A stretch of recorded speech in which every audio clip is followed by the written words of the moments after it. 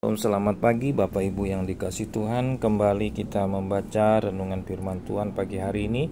Renungan yang sudah dikirimkan oleh Bapak Gembala Pendeta Suryadi Wangsa Wijaya.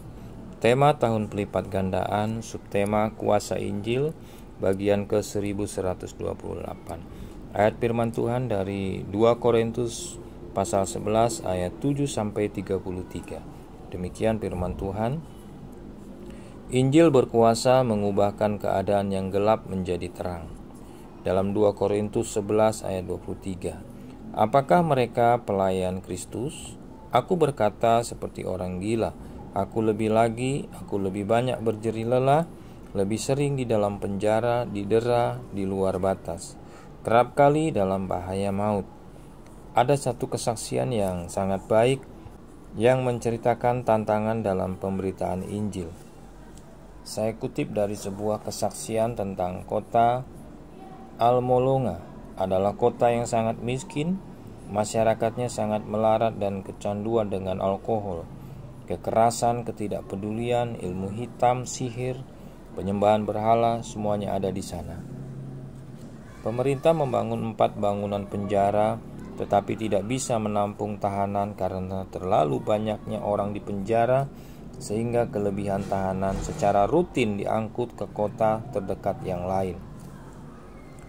Untuk meringankan kesengsaraan mereka, banyak orang yang membuat patung berhala dan jimat.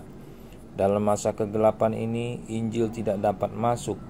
Para penginjil yang datang akan diusir dengan ancaman kayu dan batu, di mana gereja kecil rumahan akan dilempari batu. Penginjil akan dikucilkan sebagai minoritas. Dalam satu ketika ada 6 orang menodongkan senjata ke leher Pastor Mariano. Ketika penodong hendak menarik pelatuknya, dalam hati Pastor Mariano menjerit kepada Tuhan, dan ketika pelatuk dilepas tidak terjadi apa-apa. Terlepas dari maut, Pastor Mariano mengumpulkan sejumlah orang untuk berdoa. Sudah saatnya untuk menghancurkan ikatan kekerasan, tahayul, dan kemiskinan. Mereka berpuasa 3-4 hari dalam seminggu. Setiap Sabtu mereka berkumpul untuk berdoa bersama. Saat itulah pintu terbuka. Orang-orang mulai terlepas dari ikatan dan diselamatkan. Mereka datang ke gereja. Terjadi sebuah kebangunan rohani yang sangat besar.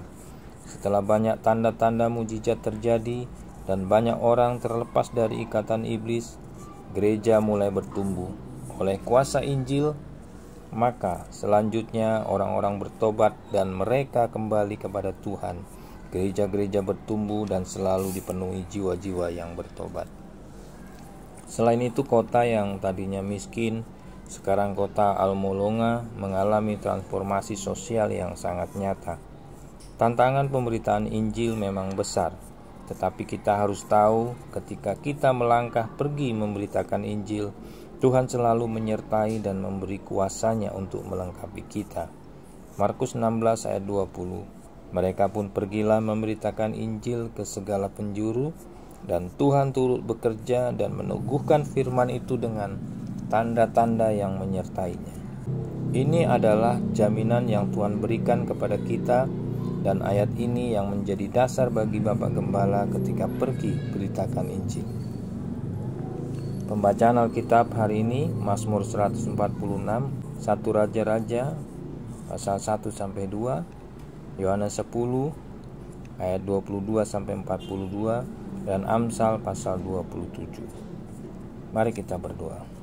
Terima kasih Tuhan, kami mengucap syukur buat kasih Tuhan, buat kebaikan Tuhan, buat penyertaan Tuhan atas setiap kami. Kami sudah mendengar firman Tuhan dan Tuhan memberkati setiap kami. Bapak Ibu yang dikasihi Tuhan, yang mungkin baru pertama kali mendengar perenungan firman Tuhan ini dan membuka hati mau percaya kepada Yesus Kristus Tuhan adalah Tuhan dan Juru Selamat, penebus dosa pribadi, Bapak Ibu boleh mengikuti doa bersama saya.